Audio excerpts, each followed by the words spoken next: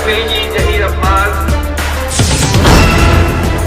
गुरु और नैनीताल जैसी पवित्र धरती हो, जहाँ दूर दूर से साधु संत श्रद्धा के लिए और अपने आप को इस जगह के दर्शन करने के लिए दूर दूर से आते हैं। वहीं हम इस मैदान में, जहां बाबा गुलजार शाह का मैदान है, उसमें बोलने का मुझे मौका मिल रहा है। पहले और दूसरे चरण में ही गठबंधन ने शतक लगा दिया है और तीसरे चरण का वोट पड़ने जा रहा है कल, और चौथे चरण का वोट पड़ेगा। तो तीसरे और चौथे चरण के वोट के बाद समाजवादी और गठबंधन एक सेंचुरी और मार देंगे। मैं बताऊं, भारतीय जनता पार्टी ने हर दिन झूठ बोला कि नहीं बोला, और इनके नेताओं के अगर आप भाषण सुनोगे, जो इनके नेता आ भी रहे हैं, जो छोटे नेता हैं वो छोटा झूठ बोल रहे हैं, और जो थोड़े बड़े हैं वो बड़ा झूठ बोल रहे हैं, और जो सबसे बड़े हैं वो सफेद झूठ बोल रहे हैं।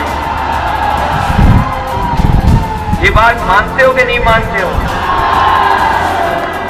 ये वही लोग हैं जिन्होंने कहा कि 2022 में किसानों की आय दोगुनी हो जाएगी।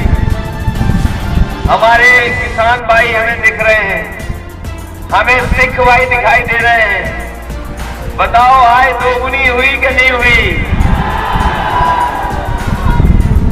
ना आय दोगुनी हुई। जब हमारे किसानों को खाद की जरूरत थी तो ये सरकार खाद भी नहीं दे पाई, न खाद दे पाई, न डीएपी दे पाई, धान की लूट हो गई।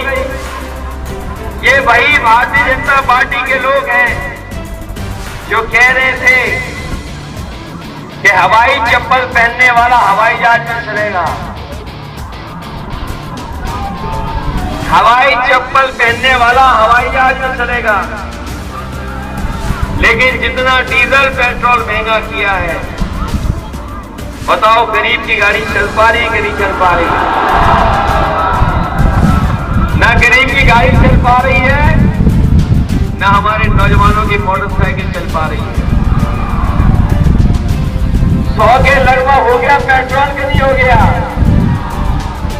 और ये अगर दोबारा सरकार में आ गए तो याद रखना, पेट्रोल 200 रुपए का बिकेगा, 200 रुपए का। चुनाव जैसे ही शुरू हुआ, बीजेपी के लोग डोर टू डोर कैंपेन कर रहे थे, डोर टू डोर प्रचार कर रहे थे। याद है कि नहीं याद है? कुछ लोग थूक लगा करके पर्चा बांट रहे थे, घरों पे जाकर के वोट मांग रहे थे। जब से माताओं बहनों ने उन्हें लाल लाल वाला सिलेंडर दिखा दिया, तब से इनका डोर टू डोर कैंपेन बंद हो गया। अब दूर से ही प्रचार कर रहे हैं। जनता से इतना घबरा गए कि अब दूर से प्रचार कर रहे हैं। ये भारतीय जनता पार्टी के लोग लगातार धोखा देने वाले लोग हैं। और इधर जब उनकी हार होने लगी तो हमारे बाबा मुख्यमंत्री कह रहे हैं कि गर्मी निकाल देंगे। हमारे बाबा मुख्यमंत्री कह रहे हैं गर्मी निकाल देंगे। सुना है सीतापुर में ही आज घूम रहे हैं कहीं पर।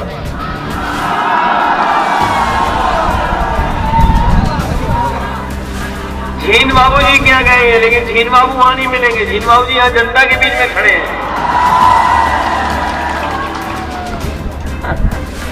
ये कह रहे हैं गर्मी निकाल देंगे,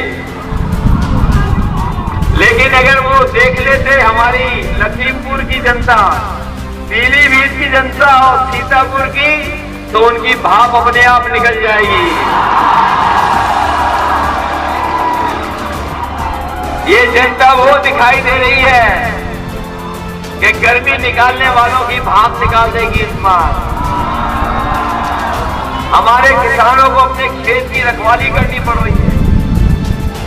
जो गौशालाएं बनी थी उसका सब पैसा लूट लिया। हजारों करोड़ रुपया आया बजट का, लेकिन हमारी गाय वहां भूखी है। भूख की वजह से जान जा रही है और खेतों में घूम रहे खेत बर्बाद हो जा रहे हैं। किसानों का नुकसान हो रहा है और किसान को अपनी रखवाली के लिए, खेती की रखवाली के लिए ताड़ लगाने पड़ रहे हैं। बताओ, ताड़ लगाने पड़ रहे हैं कि नहीं लगाने पड़ रहे हैं? समाजवादी सरकार बनेगी तो कम से कम गौशालाओं में सुधार कर करके उनकी देखभाल कैसे हो। और शायद बाबा मुख्यमंत्री जानते नहीं हैं, हमसे अच्छी रखवाली कोई नहीं कर सकता। हम तो बाबा मुख्यमंत्री से कहेंगे अपना जो प्रिय जानवर है, जो उनका प्रिय जानवर है, उससे तो जनता को बचाओ। कई जगह एक्सीडेंट कर करके जान ले ली है। अभी मैं फरीदाबाद में था, एक बाप और बेटा रखवाली कर रहा था अपनी खेत की, और खेत की रखवाली कर करके जब घर लौट रहा था, एक सांड ने ऐसी टक्कर मारी कि दोनों बाप और बेटों की जान चली गई। मैनपुरी में ये घटना हुई और मैं समझता हूँ सीतापुर, लखीमपुर कोई जिला ऐसा नहीं बचा होगा जहां पर कहीं ना कहीं सांड ने एक्सीडेंट न कर दिया हो, किसी न किसी की जान न ले ली। कम से कम बाबा मुख्यमंत्री जी अपना प्रिय जानवर तो हटाओ यहां से, उसको भी नहीं हटा पा रहे हैं। और ये अभी कुछ दिन पहले हमारे बाबा मुख्यमंत्री जी ने लखनऊ में लैपटॉप बांटे थे। किसी को मिले नौजवानों आप में से? पता नहीं कौन सी टैबलेट दे रहे पिछले 5 साल से। और अभी स्मार्टफोन भी बांटने का दावा किया, कहा 1 करोड़ स्मार्टफोन बांटेंगे, 1 करोड़।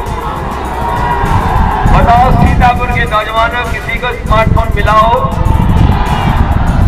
और अभी तक तो हम ये कहते थे कि हमारे बाबा मुख्यमंत्री कंप्यूटर चलाना नहीं जानते, पाए हैं और ये गर्मी निकालने की बात कर रहे हैं। हम नौजवानों को कह के जा रहे हैं कि समाजवादी सरकार बनेगी तो फौज में नौकरी निकालने का काम समाजवादी सरकार में होगा और पुलिस की भी नौकरी निकालेंगे। कम से कम हमारे नौजवानों का भविष्य बेहतर हो। 11 लाख पद खाली है सरकारी, अभी तक नहीं भरे गए, जिसमें शिक्षक विभाग, शिक्षा विभाग से लेकर के तमाम विभाग हैं। 11 लाख जगह खाली है। समाजवादी पार्टी ने तय किया है कि सरकार बनेगी तो 11 लाख पदों को भर करके अपने नौजवानों को नौकरी देने का काम करेंगे। ये हमारे टेट वाले लोग बीएड कितने दिनों से आंदोलन कर रहे हो, इस सरकार ने नहीं सुनवाई की है। हमने अपने मैनिफेस्टो में शामिल किया है कि सरकार बनेगी तो अपने बीएड टेट वालों को, 2011 वालों को नौकरी देने का काम भी सरकार का होगा। शिक्षा मित्रों की मदद होगी। जो 69,000 वाले उनके साथ भेदभाव हुआ है उनकी मदद होगी। और हमारे अन्वेषक भी हैं, तमाम हमारे बीएड, बीपीएड वाले हैं, बीडीसी वाले हैं, इनकी भी मदद करने का काम समाजवादी लोग करेंगे। हमारी सरकार को सजा दोगे कि नहीं दोगे? ये चुनाव भारतीय जनता पार्टी को हटाने का चुनाव है।